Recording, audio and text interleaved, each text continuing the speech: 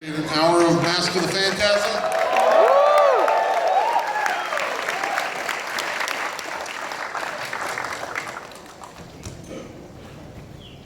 You Matt up here? I gotta push a button to start. Let's start. The lights, please.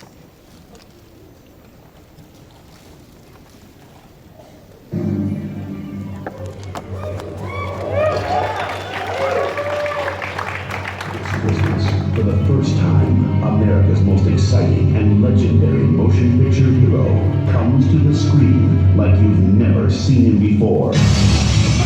In an all-new, larger-than-life feature film. The dark knight confronts his heroes.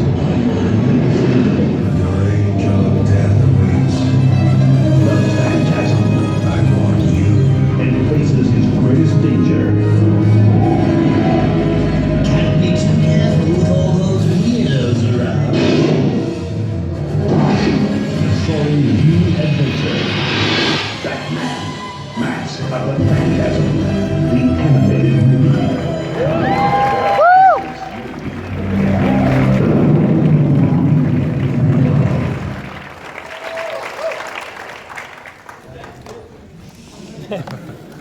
Where were you on Christmas Day? Who was at the original, who was there in the movie theater? That's pretty good, that's a pretty good group there. All right.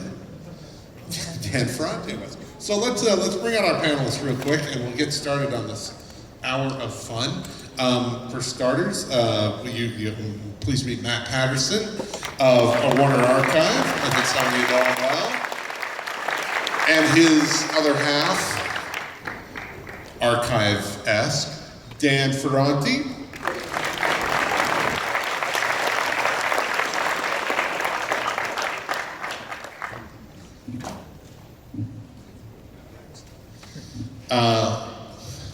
New Inkpot Award winner and one of the longest running people to ever live in the Batcave, Alan Burnett.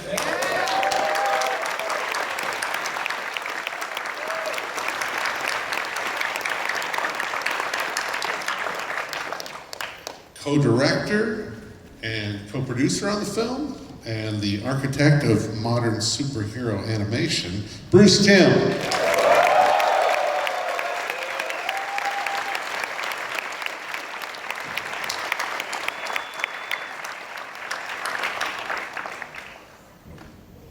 Two words that will make everyone in this room get goosebumps.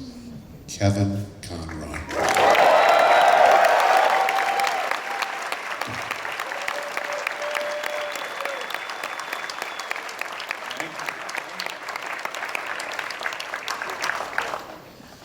So this is a lovely little Christmas movie. How did this thing come about? How did it come about? It started off as a direct-to-video movie. That was the original plan. I guess they contacted us and said, hey, we'd like to do your Batman animated show as a long-form movie. So we came up with this idea for a movie, and then sometime during the production of it, you wrote in your article about this. Yeah, there's an executive that came over from the lot, and he saw the opening of the movie, which was a graphic representation of Gotham City, that Eric Radomski, I think. Yeah, Eric had worked on that. It was our first CG sequence. Yeah. Yeah, and he saw that and he said, well, why don't we make a movie out of this? And there was no other CG going on in the movie, but we said, sure, why not? So that's how it happened. Yeah, and then actually went back and forth for a little bit because they wanted to make it as a movie, and then they said, well, maybe not, and maybe we'll go back to making it a DTV. And literally, Eric Radomski and I were in Japan when we got a phone call from Gene, our boss, Gene McCurdy, saying it's a movie. So, and the tricky thing about that was that we had storyboarded the entire movie for TV dimensions, which was like square. And then suddenly we had to format the movie to work as a theatrical experience, so that meant 185. And we were like, okay, this is not a good time to hear this news. So, but fortunately, while we were in Japan, we literally went through the storyboard. Eric and I did. We actually cut out a little 185 little template thing, and we stuck it over each of the panels and kind of went, okay, it kind of works. The compositions are a little tight, but we can kind of work with this. It's not a total disaster. So then that's what happened. We ended up making it a movie, theatrical movie. With a little bit more money and a little bit more time, but not as much as we would have liked. How long was it from when you found out to when it was released theatrically? Like, what was your turnaround? I don't know, because it was a long time ago. But I'd say at that point, if we were actually handing it out to the studios in Asia, typically it's about a year before it actually gets finished and put on the screen. So roughly like 9 months to a year. And just to clarify, because there's a lot of back and forth on this in the very clear factual world of the internet. You guys got the go-ahead to go theatrical, and it had been storyboarded. So you went back to the storyboards and checked out to make sure it was... We had storyboarded it with the idea of it being a video release, not a theatrical. But you actually hadn't animated any of this. No, we had not. No. Right, because that's what the internet says sometimes. Well, then it must be true. Yeah, I believe So it. just- What does Wikipedia say? 'Cause- And we'll talk about this later, but I just want to be clear, this is why on this release, it's both open matte and 16:9, so you can see it either way, because originally it was conceived of 4:3, but then they made sure it worked in 16:9, so it's both. But you also knew that it would be going to video, which would be 4:3, right? Correct. Yes, So- back then, the video releases, nobody was doing widescreen releases back then. It was all 4:3. Unless it was like a laser disc. Exactly. Remember Laserdisc? Anybody here remember Laserdisc? A Alan, you guys were writing mostly 22-minute pieces back then. Was it a stretch to get to 76 or what? No, I don't think so, not really. Or was it a joy? It was great. I had a chance to do a movie version of Batman. It was great. And I don't know when it came in the series. We're still doing the series. We had finished the first season. I think we were finishing up the first 65, Yeah. and Okay. it was a little bit of a hiatus. We hadn't quite gotten our full pickup for season 2 yet. Okay. So it came right in between the two. Yeah. But go ahead. In terms of the content, were you guys a little bit freer with the film than you were on the episodic? In terms of like violence or edginess or anything? Yeah, well, nobody officially said you could make it PG or PG-13.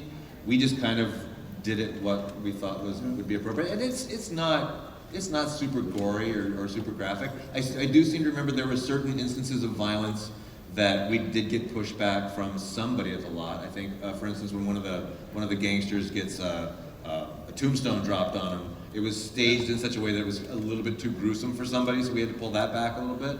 But other than that, I don't think we didn't have major issues, and I think it did ultimately end up with a PG rating. So, One of the things that most people today comment about in this film is, not just the look, because everybody loves the look and feel of the animated series, and if you were a fan of the animated series, this carried over into the film, but it was the portrayal of Bruce Wayne. Because this is, even though he is not necessarily the driver of the story, he is the emotional core, and this is a way that Bruce Wayne has not been seen before, or really in many ways since. It was, Alan, like was this your idea? It was our chance, yeah. It was a chance to do a love story with Bruce Wayne, which is, we hadn't done it all in the series. And so that's what we were going after. And, when Batman falls in love, it's always big trouble. So, It's a good lesson for children. yeah. Love is doomed. well, it's also interesting in that we kind of always avoided doing the Batman origin story in the animated series, and this is kind of our way of doing the origin story without ever even setting foot in Crime Alley. It's kind of a continuity implant, I guess, in between, the actual event in Crime Alley and the time he puts on the Batman costume for the first time. So, and Alan, in development, I remember him describing it to me as the last temptation of Batman. Yeah. You know, That's great. it's like, you know, he's on his destiny to become Batman, and it's like, and then he's like, you know, here comes Lucifer saying, oh, hey, you know, you can have this whole other life, you can be Right. happily married, and That's what I love about this movie so much, because playing the character, what I've always loved about it is he's so complicated. He's such a dark, complicated, you know, as they say, he's a guy with issues. And this movie really explores those issues, you know, and that scene at the tombstone of his parents, to me, is really one of the most emotional scenes I've played in 25 years. And I'm so proud of the way it came out. And the way it was written, I mean, it's a beautiful scene. This guy is struggling with the pledge, the vow that he's made to his dead parents to avenge their deaths, because suddenly he's found love. He's suddenly discovered what life is really about, but he knows he can't have that. And he's begging with them to release him from that vow, but he feels that undertow pulling him back. It's such a beautifully written scene. I loved playing it. you acted the hell out of it. Thank you.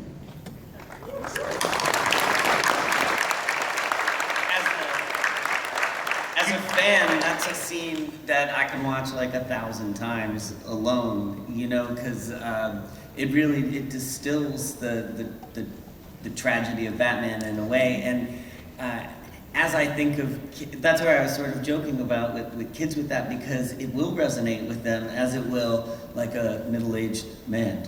Right. And And that's what I you- love so much about working with the group at Warner Brothers too, is they always try to get the actors in the studio together.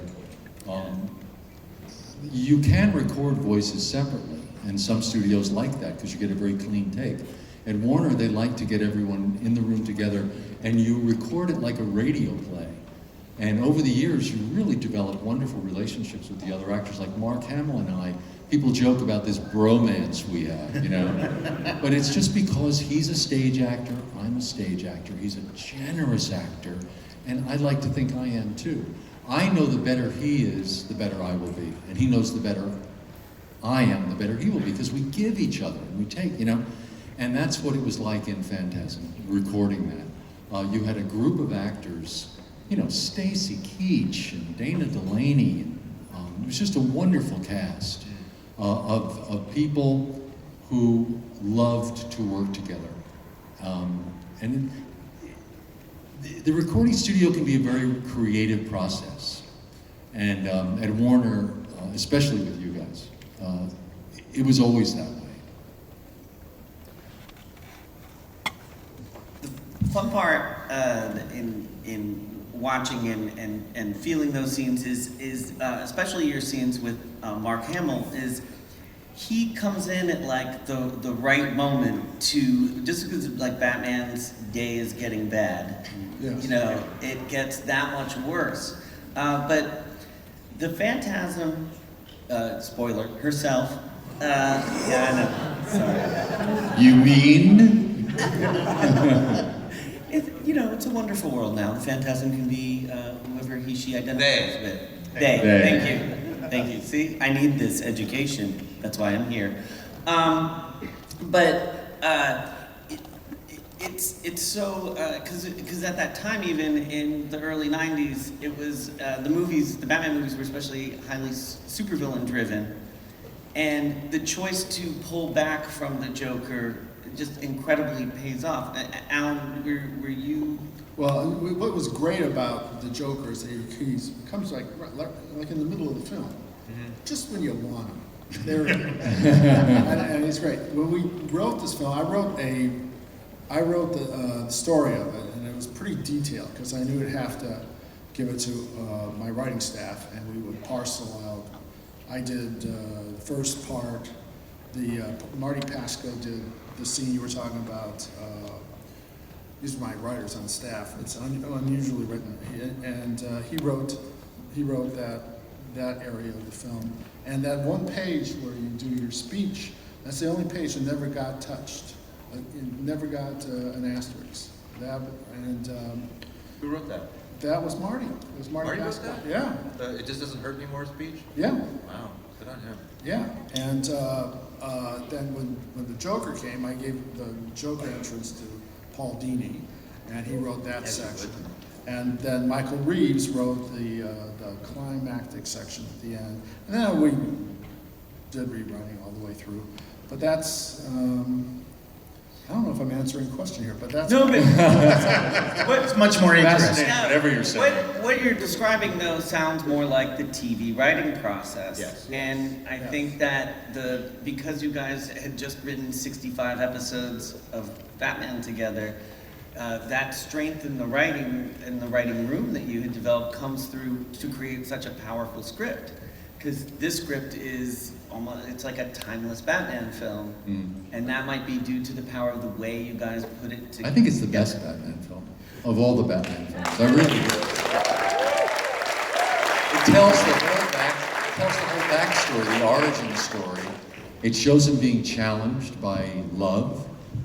It's got everything. It's the most multi-dimensional It's Batman so- Bruce Wayne so- that's ever been in a movie. Yeah. Yeah, we're trying not to be all superlative about it, but Dan and I have cubicles next to each other, and we're like, it's definitely the best Batman movie. I don't know if we can say that. You can. It's okay. Okay, because it is. I don't know if any of you have seen this movie. And if you haven't, it's on Blu-ray starting Tuesday through Warner Archive Collection. Early Christmas. Hey, so where did you guys actually go to the theater on Christmas Day? Any of you hit the theater there? No, not you, Dan. Did I start on Christmas Day? It It did. came out on Christmas Day. I Okay. think I did. I don't really remember. I don't remember. I went, I sat there. I did, because I remember Watching the audience. There was almost nobody in the audience. It was very empty. In Los Angeles, it would just play the Yeah. first half of the day. Yeah. It never played at night. Never played it. Really? I Yeah. didn't know that. No. That's right. So it was sort of marketed for children. Yes.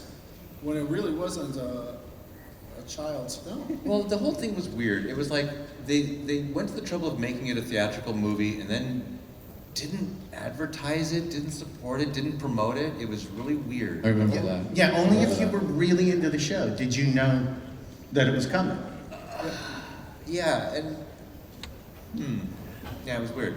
And it was actually my first experience working with the feature people, because everything else before it was like, it was just for TV. And the minute it became a theatrical production, suddenly we got notes from everybody on the lot. It was like, oh my God, you remember that? It was like, because yeah, we got all kinds of crazy notes. And then at one point, we had a screening over at the lot, and one of the people there from the lot said it's confusing because the flashbacks are confusing. We don't know what time period we're in. So we think you should cut the whole movie so that it's sequential. And it's like, and we're like, oh, that's really not going to work. They said, well, we want you to try it. So we did. Oh. And we cut the movie, and so what happened was Batman didn't show up until like halfway through the movie. And it was not good. It didn't make sense. It did make sense. There was no suspense because it was just all being laid out for you, chronologically, and it's just like, guys, that ain't cinema. It ain't working. It's because of there are like almost 4 Batmans in this movie, and the cutting between them and their emotional states, and that's Yeah. where the acting and the writing all comes in and carries the film so beautifully. But I just can't imagine it all in a straight line. The executive who was in charge of it, remember this? Oh yeah. Was Dee Allen. Yep. Dee Allen. Famous film editor. Yeah, she edited Bonnie and Clyde and Boston Dog Day Strangler. After. She's like She's a legend. a legend. Yeah. So we were like stunned to be getting this bit of advice from her. So we got it. And one day there was this disc play, or was it a cassette? I don't know. And they had strung all the flashbacks in the beginning together, and then the rest of the film. And it was like, what are they thinking? Yeah. But that stopped. To their credit, they Yeah. watched it and read They it watched and it. realized it didn't work. So it turned out you were right. Yeah. But then also, even the sound mix was like a bigger deal because it was a feature And so instead of just like mixing it with our TV crew who do our sound mix, we had to go to Warner Brothers, sound mixing crew, and it took us like a week and a half to like put this thing together. It's like, oh, we could have done it in an afternoon, but it was like this long, involved process. It was like, wow. So, yeah, it was fun. One of the interesting things that happened after it came out, and it had limited theatrical showings. One thing that we uncovered was that when it started to pick up and get noticed, when it was put on home video, specifically on VHS tapes that kids I know where you're wore going out, with this. I saw that Siskel and Ebert Yeah. issued an apology. Well, they didn't really issue an apology, but they were. I mean, it wasn't an apology, but they were like, "Yeah, this movie we didn't catch it when it was in the theaters, and we're getting it now on laser." Specifically, they were talking about the laser disc. Okay. The laser disc really emphasized the stereo mix. I remember Gene Siskel especially going on and on about how good the score was and how good the sound effects were, and but they had both. Long story short, both Gene and Roger gave it a thumbs up, so that was really I'll cool. see. But that was pretty rare. Like, It was cool. I would rather have had a bigger audience go see it in the theater, but we can get. well, those laser discs. But this is it's kind of a home video success story because that's where it really found its audience and has kept up. Then there was a DVD in 2006, and then we were compelled to bring it into high definition to release on Blu-ray and have a digital HD download, which will be available on Tuesday. So I have a question for you guys. Did you have to do a big restoration on it? What were the actual film elements like to go to Blu-ray? Did you have a chance to like clean it up at all, or? Yes, this is a good question. I don't know if we want to address it now or after. Right, he asked it. Okay. Initially going in, of course, we've been pushing like this is a great Batman film. It has a great audience. It's built in. Let's do it. Let's do Blu-ray. We'll see. They pulled the elements, and initially we were confident that because it had been a film, this was going to be a rather easy port over to Blu-ray. Because it was on film, it wasn't mixed. Like stuff later started to go digital, which is harder to upgrade to. And we weren't going to be coming in off a tape or anything like that. And then we discovered, oh, this is a bigger job. And in fact, it was we had to develop a whole new algorithm for the cleanup crew to try to handle it correctly because they were. You guys animated it, and that you worked the way you worked, and at that time, you guys, were animating on black, and there'd be dust, and you guys didn't care because you wanted it to be gritty. And No, we it did was not for like TV. the dust. What he's talking about is technically in the old days, before we went to digital production, the shows were actually drawn and painted on actual plastic cells. And the overseas crews, some of them are really, really good about, they're supposed to like literally wipe down the cell every single time they lay it on the platen to be shot. Some of them were better about that than others. Some of them were really bad. We had a couple studios where when the film would come back, there would be so much dirt on the cells. We used to call it the snowstorm shows. Because you would literally look at any individual scene and it was like snow throughout the entire scene. There was just so much dirt on the cells. So you guys had to do some digital cleanup on the dirt. Yeah, and we had to, figure out a way to communicate like, this is what it's supposed to look like, and this isn't like the normal, like, just clean everything up and make it look super pristine. Yeah. And there was some interesting, like the CG in the beginning and all that were different, so. Because it's not like anybody had those CG files lying around. Right. Yeah. Oh, so, yeah. Because you had the digibeta or something? Or? It had to come from the film. Like Oh. we just scanned it from the film itself. Wow. And so, but it becomes, how do you maintain the look and feel until it becomes something else? And you have to kind of draw a line and make that up in a way based on what you have and what you can get. And this was, the process was really made for standard definition, but then the bump to theatrical, you didn't the methodology didn't really change too terribly much. I think. I mean, you would know. You were there. I wasn't. Well, I'm curious to see it. That sounds like a good cue. That's a good cue. I think you might want to, So we have 8 minutes, the first 8 minutes of the film.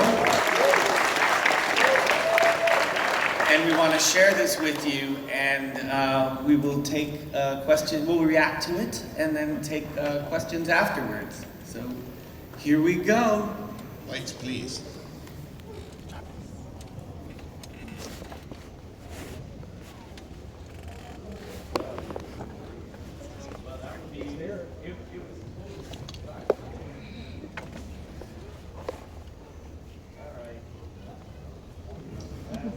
Having a slight technical difficulty, we were experiencing this prior to the panel. It worked fine when we did it in tech.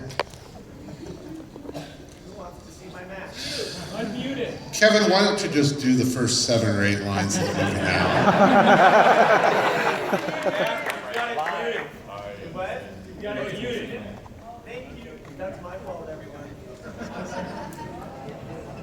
We'll start again from the beginning.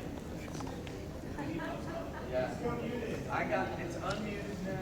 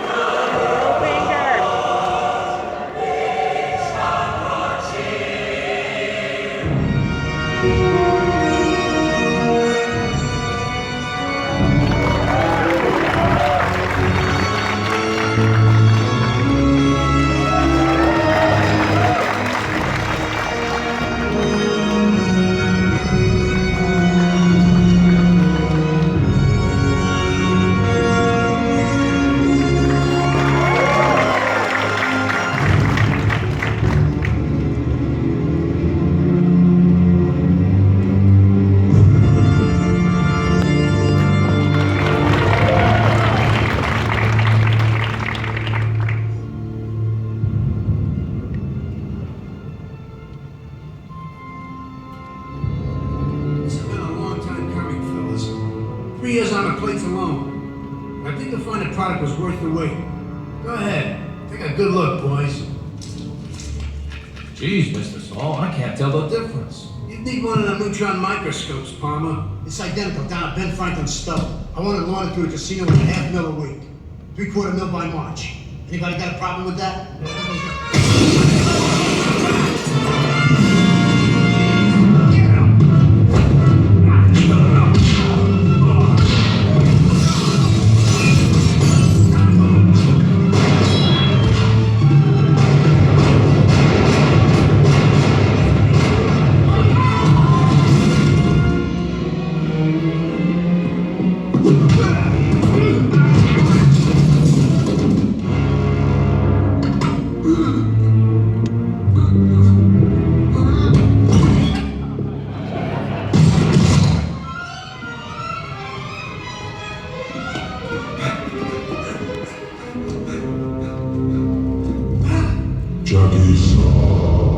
Batman! How'd you get here?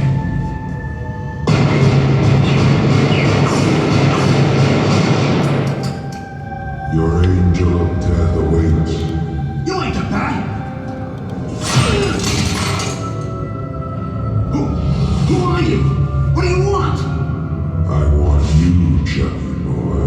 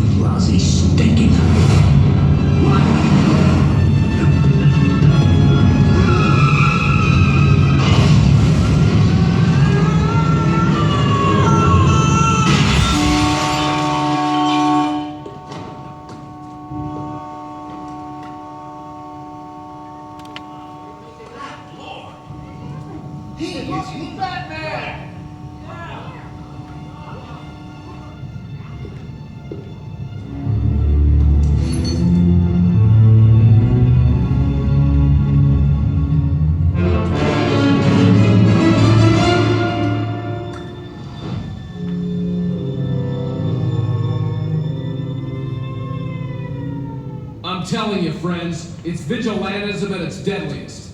How many times are we gonna let Batman cross the line?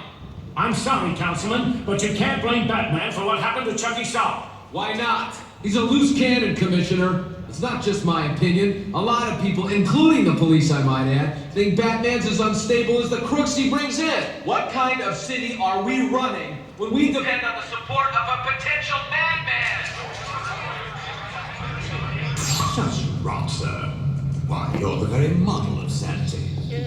Oh, well, twist your tights and put away your exploding gas balls. Might one inquire what this is?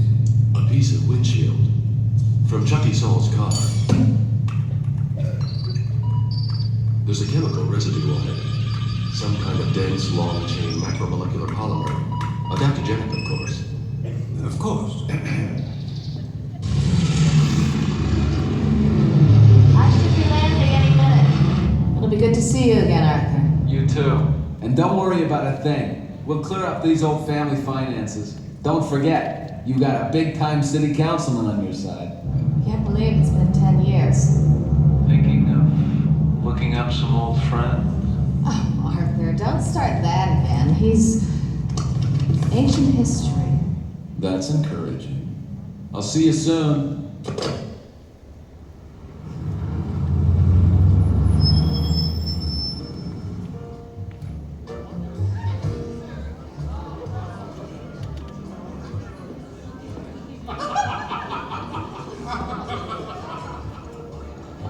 Oh, come on, Bruce. All alone in this big mansion. Haven't you ever thought about marriage? Even once? Oh, never say the N word in front of Bruce. It makes him nervous.